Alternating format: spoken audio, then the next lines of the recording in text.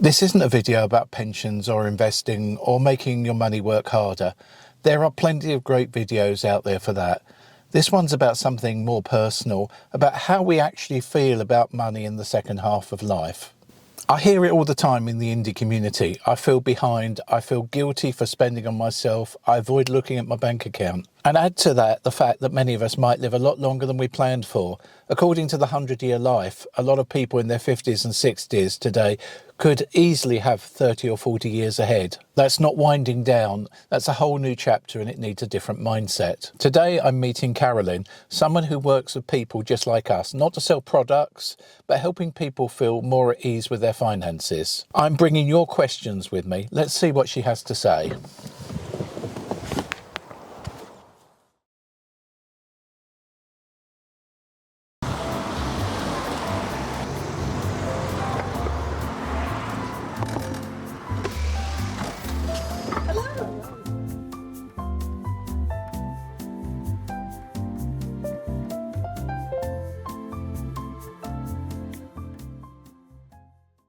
So a question I've got for you is, why do we feel shame or guilt about money? One member of the group came back and said they were feeling very guilty about their financial position where they are.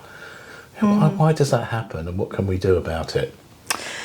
A lot of the time when we feel guilt, it's a learnt behaviour. It's something that we've seen our parents do. It's a comment that our parents have made. In the old days, back towards the war era, guilt was a very common way of parenting. So the way that you would motivate your children to do something is to use guilt. And so we've often grown up in that kind of environment, and we take that on board because nobody ever highlights it as a parenting technique. We just think that's the way that things are. Yeah. So what do we do about it? Well, the first thing is to notice it, right? Because until you notice something, you can't do anything about it. And then the second thing is to really think about, is this something that I want to keep? Is it helping me, right? Because if it's not helping you and it's making you feel bad about the way that you handle money, then it's not serving a purpose. Because at the end of the day, guilt is an emotion that we feel that its purpose is to make us stick to our commitments, stick to our values and improve our behaviour, right?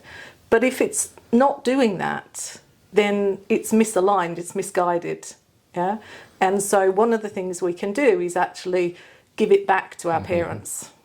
Right? We can actually say, you know what, this was something that my parents taught me, it's not serving me, and actually I'm going to give it back to my parents because it doesn't serve me anymore.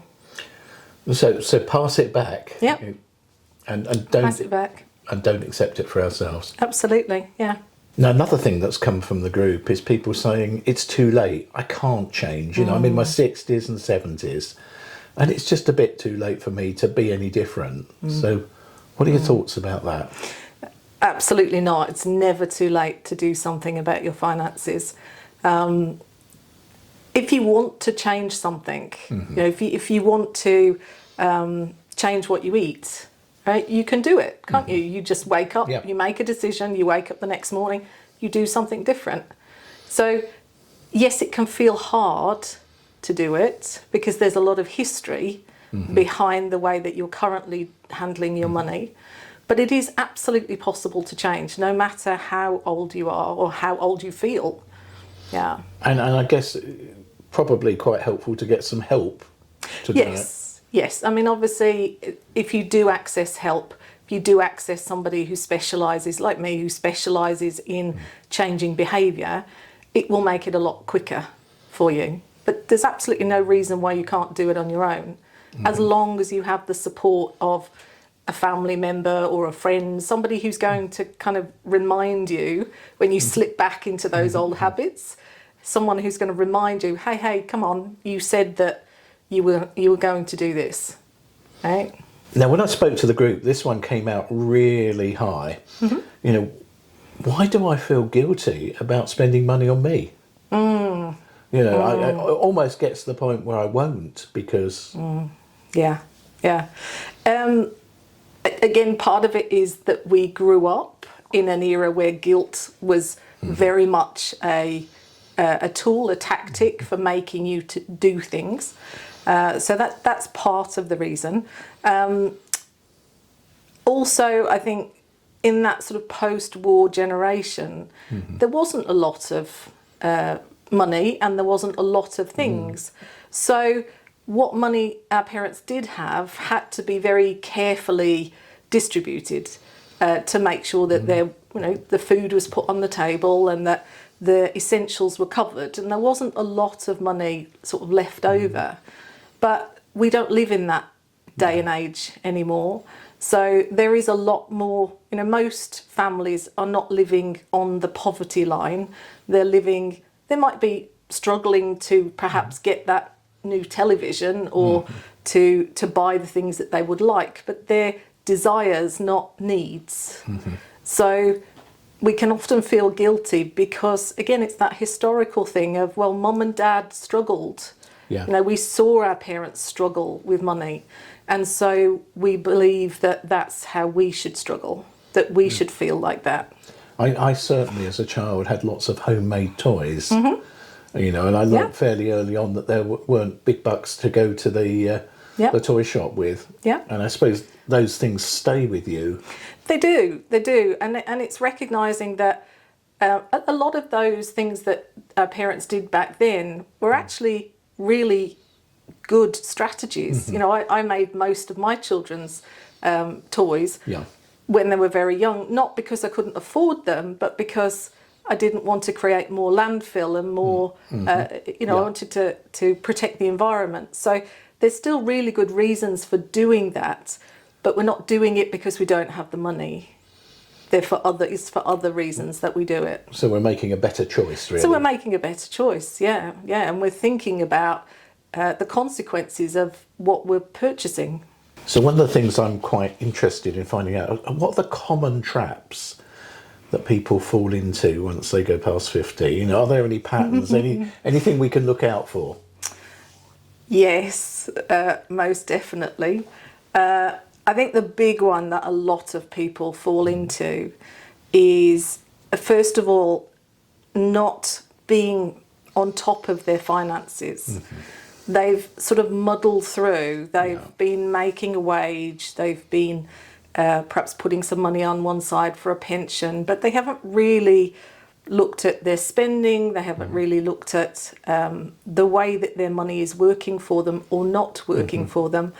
And so when we retire, that behaviour, that way of handling money can start to catch up on us because we're now not getting a regular wage, or we might be getting a smaller contribution from our pension. And so very quickly, the things that you could afford to do when you were at work and you didn't really think much about it, all of a sudden start to become major purchases. And if we're not really on the ball with that, we can find ourselves getting into debt quite easily. And that's something that we find a lot with the indie community, is people are used to a certain standard of living, a certain way of living, and it could be, it's not just going on to a pension. I mean, it can be ageism creeping in, particularly late 50s, early 60s, and perhaps not being able to get the sort of salary that they used to do. So what should we do about it? If I think the thing I would tell anybody to do at whatever age they are, but particularly when it comes to 55 plus, is you have to have a handle on where you're spending your money. Are you spending it in the way that you want it to?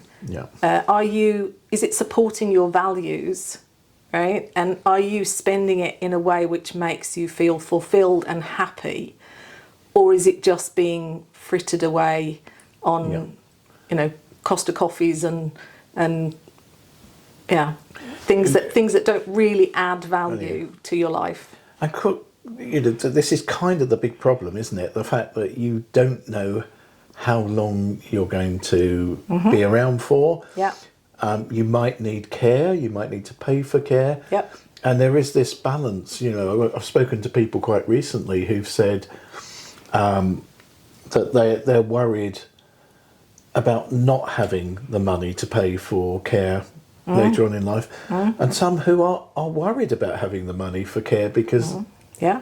you know, they don't particularly want to use that money to pay for care. So Absolutely. And I think this is where, again, one of the other traps that you fall into when you get to 55 or when you retire is not looking after your health. yeah, Because spending money to join a gym, to keep active, to keep healthy, will balance that cost of having to go into, you know, to have care later on. Yeah. The more you can look after yourself in your 50s and 60s, the better you will be physically, mentally, emotionally when you get into your 80s and 90s.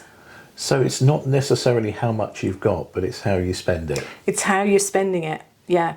And are you spending it in ways that really support your life? Yeah, your health and well-being, whether that's mental, emotional, physical, and so on. Yeah. So it's being really clear about, is this going on things that are important to me, or am I just purchasing things for the sake of having them? So there's a lot for people to think about. There is. In terms of something really to focus on, maybe a big goal, and maybe some smaller steps, what would be a good idea for people to focus on around their money? I think the first thing you've got to do is to get a really clear idea of your expenses and your income. So you know exactly what's coming in and you know exactly what's going out. Because until you have those numbers in front of you, you can't plan on anything else. You can't make any decisions about, you know, do we go on holiday? What do we do? Until you actually know the hard numbers. And that is actually, I think, one of the scariest things for people to do, because they're often, as I said before, they're often kind of working under this assumption that it'll be all right. You know, we've managed so far. Yeah, we'll get through it. And I think that's the worst situation you can be in, because you can't, you know, one of the things I come across and I see in people all the time is this, well, can I retire? Do I retire? And if I retire now, what are the consequences going to be later on? Well, I can't help them with that, because that creates it needs a lot of modelling. It needs technology to be able to figure out, well, if you do this, then this happens, and if you do that, that happens. So the first thing you've got to have before you can see any kind of financial professional is the numbers. You have to be clear on the numbers, and that can be a big hurdle for people. Right. And that, I presume, is going to see a financial advisor. Yes, yeah, or a financial planner, a financial professional who can say, yes, you can retire now, or no, you can't. You need to do X, Y, and Z before that happens. Or you can retire, but these are the consequences. You won't be able to have 2 foreign holidays a year, or you know, do whatever it is that you want to do. Is there anything that I haven't asked you that I should ask you? Do you think if I was talking about this, I would want to be asked? Yes, actually, there is.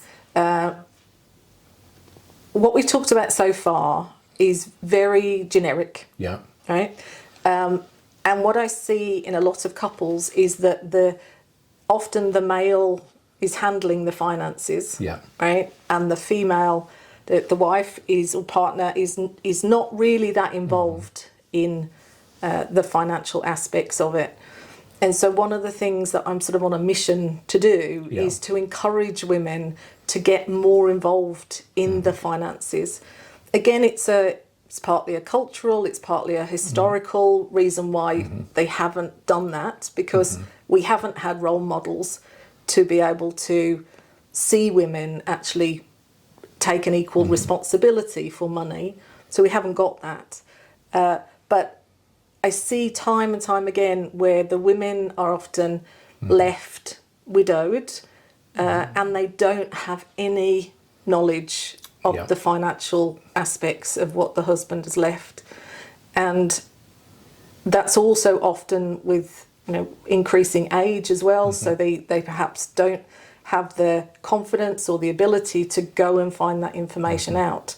So the earlier they can start to get involved, to get over those worries and concerns about, well, I'm not going to understand it, or I don't do well with figures, or whatever it is they're telling themselves.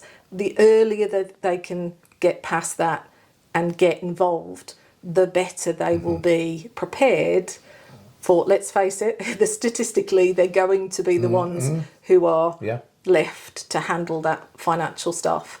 And so the earlier they can start, the better. And I guess not to be afraid of doing it. Absolutely, not to be afraid of it at all. I think there is a big fear around people accessing, particularly financial advisors, that they're going to be sold to, or they're going to be, someone said to me they're going to be laughed at because they don't have enough money. That's not the case at all. If you want to have a good, solid plan to see you through to your 90s, you need somebody like a financial planner or a financial advisor to be able to pull all that information together and give you a proper plan. So, wrapping up our conversation, which has been amazingly helpful and useful, is there kind of one golden nugget you'd like to just leave us with? One thought that you feel that people really should take on board? We all deserve to have the money that we want. And if you don't have the money that you want, it's largely to do with how you're seeing yourself and the fact that you don't feel that you deserve to have the money that you want. So it is about improving how you feel about yourself. The more you feel worthy of that money, the better you will handle it, and the brighter your future will be. There's some very wise words. Thank you. Talking with Carolyn reminded me that money is never just money. It's choices, safety, identity, and if we're going to live longer, 30 or 40 more years, as the 100-year life suggests, we need to stop thinking like we're winding down. This is the second chapter, maybe the best chapter yet. And that chapter needs financial habits that bring calm, freedom and joy, not fear. If this video stirred something in you, don't worry, that's good. You're not behind.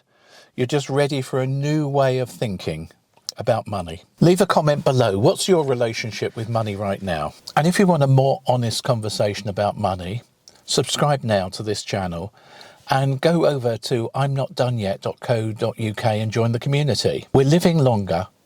Let's live well in our later years.